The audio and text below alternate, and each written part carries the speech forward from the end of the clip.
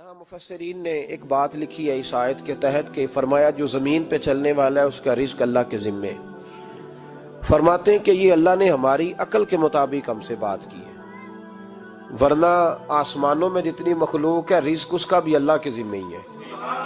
यहाँ जो फिल अर्द के लफ्ज है जमीन पे, वो हमें समझाने के लिए कि तुमने तो सिर्फ ये दुनिया देखी है ना, तो जिसको तुमने देखा है वो सब खाते अल्लाह का दिया हुआ ही है।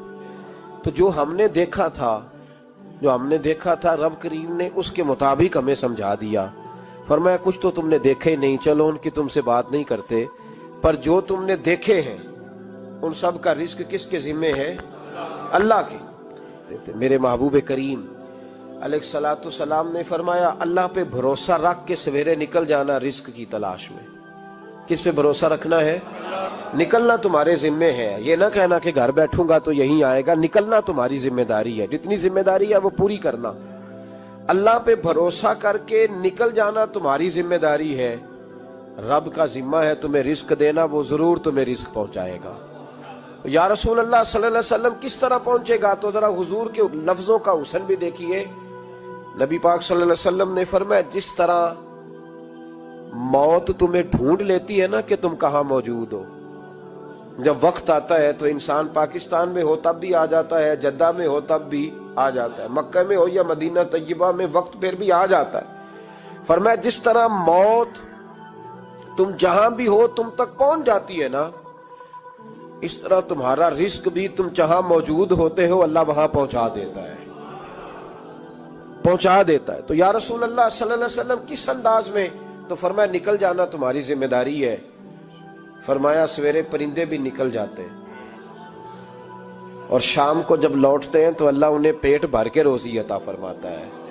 हालांकि उनको नहीं पता होता हमारा कारखाना कहाँ है, हमने कहाँ जाके मजदूरी करनी है। उनको नहीं पता होता कि हमारा दफ्तर कहाँ है, हमने किस ऑफिस में बैठना है। उनको नहीं पता होता कि हमने कहाँ जाके माल खरीदना है और कहाँ से हमने फिर उसको दोबारा बेचना है। उन्हें खबर नहीं होती, अल्लाह पे भरोसा करके निकल जाते हैं। निकलना तो तेरे जिम्मे है कि नहीं? फरमाया वो तू ड्यूटी कर, शाम को अल्लाह जो रब परिंदों को रोजी देता है वो तुझे भी अता फरमाएगा। तू जिस हाल में है, क्योंकि तूने अपना ये हाल खुद नहीं बनाया, जिसने बनाया है वो बड़ा बेहतर जानता था कि तू इसी हाल में उसे अच्छा लगता है। तू उसे इसी हाल में, एक बुजुर्ग थे तो उनकी तबीयत बड़ी अलील होगी, बीमार हो गए, तो अल्लाह ने आजमाइश दी तो कीड़े पड़ गए वजूद में। एक कीड़ा यहां से खा रहा था, अल्लाह वाले बड़े राजी रहते हैं उसकी रजा पे। तो कीड़ा यहां खा रहा था तो नीचे गिर गया, तो बाबा जी ने उठा के फिर वहां रख लिया।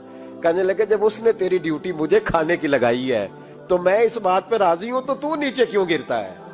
बट ठीक है खा, जब उसने तुझे ड्यूटी जो तेरी लगाई है। सालबा बिन अब्दुर रहमान एक सहाबी थे, सालबा गालिबन नबी पाक सल्लल्लाहु अलैहि वसल्लम की खिदमत में आए। कहने लगे या रसूल अल्लाह सल्लल्लाहु अलैहि वसल्लम गुर्बत बड़ी है, मेरे लिए दुआ करें अल्लाह ज्यादा माल दे।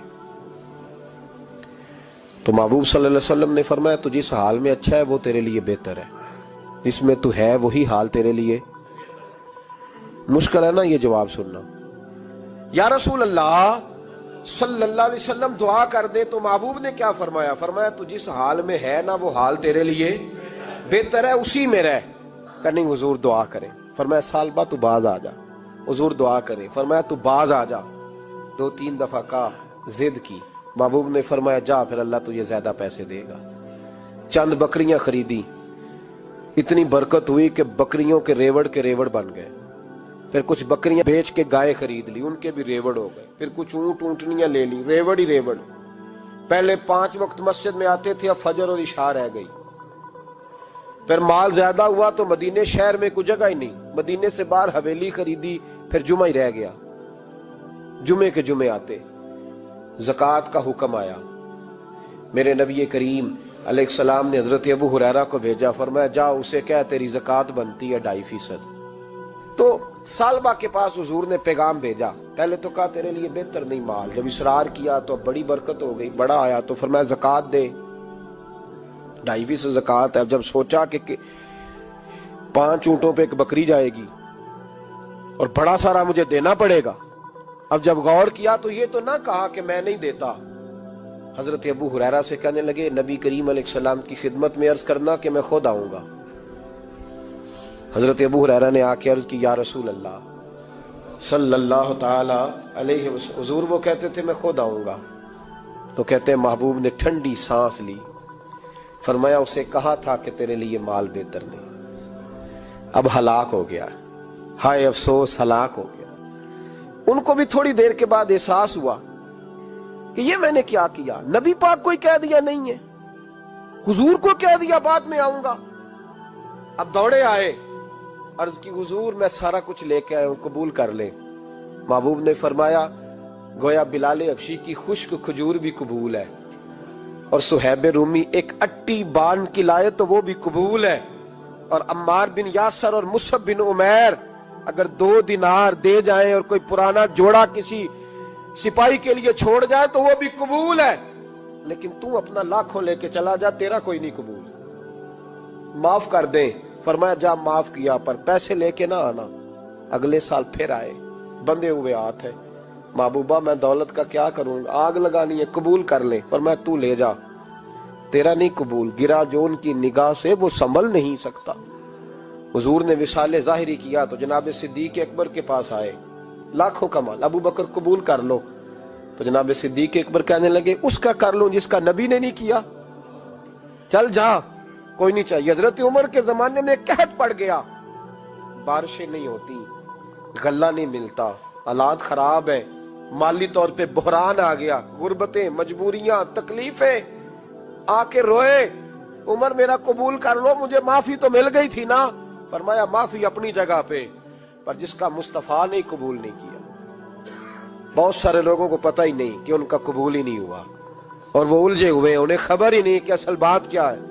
فرمایا جس کا مصطفیٰ کریم نے قبول نہیں کیا، اب ہیرے اور جواہرات بھی لے کے آئے تو بھوکے مریں گے، پر اس کا قبول، اس بات پہ راضی رہو جس حال میں اللہ نے رکھا ہوا ہے، اس حال میں راضی رہو۔ یہ جو مصیبت ہے نا دیکھنی کہ وہ بھی میرے پاس، تمہیں کیا پتا، کبھی پوچھ تو صحیح اس سے وہ کس مصیبت کا شکار ہے، جو مالی طور پہ بڑا امیر ہے، تو اس کی طرف دیکھ کے اپنا دل برا کرتا ہے۔ بس جس حال میں رب نے رکھا ہے اس حال میں رہ۔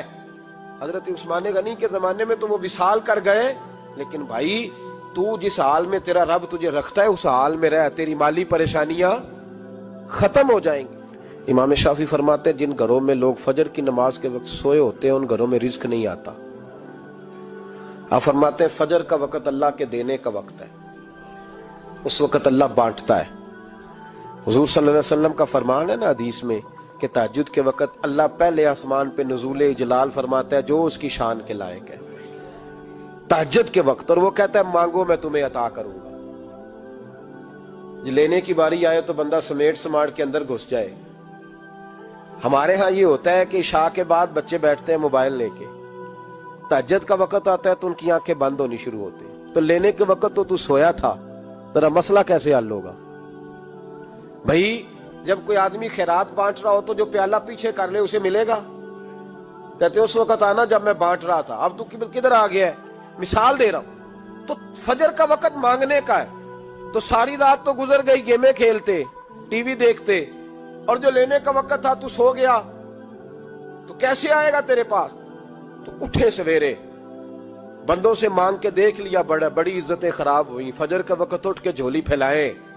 میرے رسول پاک علیہ السلام فرماتے ہیں، رب فرماتے ہیں جب بندے میرے آگے جھولی پھیلاتے ہیں مجھے شرم آتی ہے، کیسے خالی واپس کر دو؟ تو اس کے سامنے جھولی پھیلائیں سویرے اٹھ کے، رزق میں برکت ہوگی۔ اور پھر ایک اور بات، 5ویں بات، رزق میں تنگی اس وقت ہوتی ہے جب ہم مال غلط جگہ پہ خرچ کرتے ہیں۔ اللہ مال دیتا ہے اپنے فضل سے، اور جب ہم اسے ضائع کریں، مثال دیتا ہوں، میرے پاس ایک شخص نے آ کے کہا حضرت جی بچی کی شادی ہے، یا میرا گھر میں کوئی بیمار ہے، یا بڑی آزمائش ہے، 10,000 کی ضرورت ہے، میں نے تھما دیا اس کو، پھر مجھے بعد میں پتا چلا کہ وہ تو عیاشی کر رہا ہے پیسوں سے، وہ تو چلا گیا کہیں گھومنے اور فلاں ہوٹل میں، مہنگے ہوٹل میں بیٹھ کے کھانا کھا لیا، تو میرے دل پہ کیا گزرے گی؟ اس شخص کے بارے میں بلا مثال و بلا تشبیہ سمجھانے کے لیے اللہ نے مال دیا فضل سے، اور اگر عیاشیوں میں لگا دیا۔